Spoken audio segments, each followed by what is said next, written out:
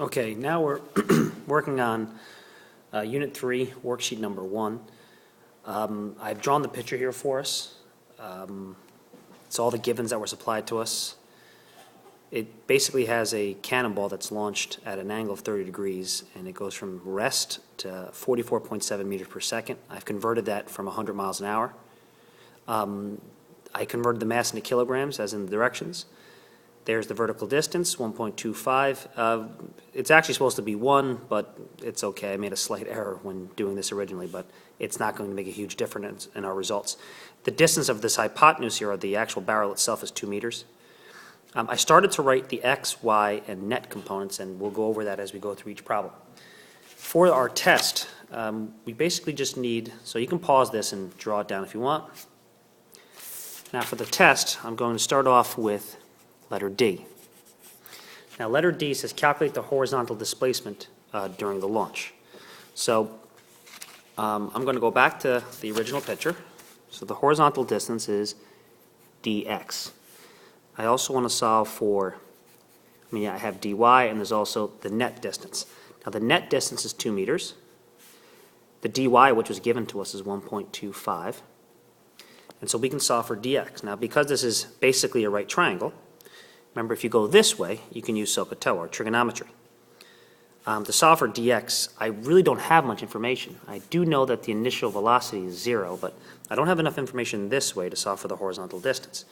So I'm going to use trigonometry this way to solve for. I think the best one to use is a squared plus b squared equals c squared. We use the Pythagorean theorem. So step number 1, we're solving for dx. Step 2, what are our givens?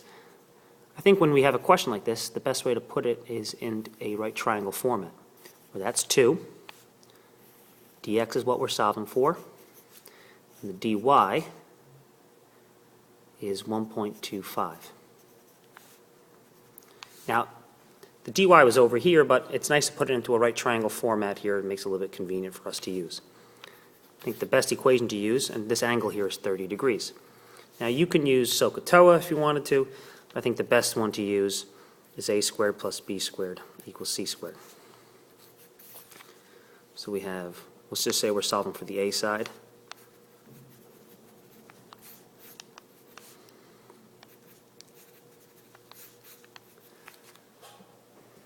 So we end up getting an answer. A comes out to be, so our calculator will do 1.25 squared, and then 2 squared. Subtract 1.5625, get the square root of that.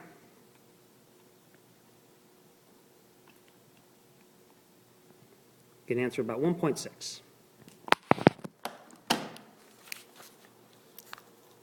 So that's our dx, meters. Put this back.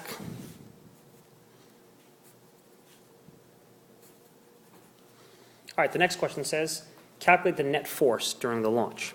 All right, so they're asking us to solve for force. So I'll put F net over here. This will be Fy. This will be Fx. All right, so let me do part E. Now for this question, well, if we're going to try to solve for the F, for the net force, we can take a look here. Actually, we have enough information here in the net column. We also know that the final net velocity is 44.7. And this here is enough information, plus the mass, that we can actually solve for the net using from an algebraic point of view. So let's do part E. Step 1, you're solving for F net. Step 2, what are our givens? We have VI is equal to 0. The final net velocity is 44.7. And we also have the distance of the barrel is 2.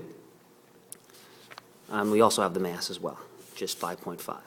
3, we're going to use the equation F net equals mass times acceleration. Step 4, F net equals, the mass is 5.5 kilograms, and the acceleration is unknown. The acceleration, we have to do a bypass. So do the bypass over here. Step 2, same givens, VI, VF, D, and M. Step 3 for the bypass, I'm going to use VF squared equals VI squared plus 2AD. The VF is equal to 44.7 squared equals 0. 2 times A times 2 meters. I'm just going to leave it at 2. You don't need to show units for the bypass. So you get an answer in the end that is, let's take a look. We'll do 44.7 squared. Divide that by 2. And divide that by 2 again. So we get 500. So the acceleration is 499.5. I'm going to put that into here, where now units matter because we're back to the original problem. So we multiply those two together. You end up getting an answer where the F net is equal to about 2,750. I'm just rounding.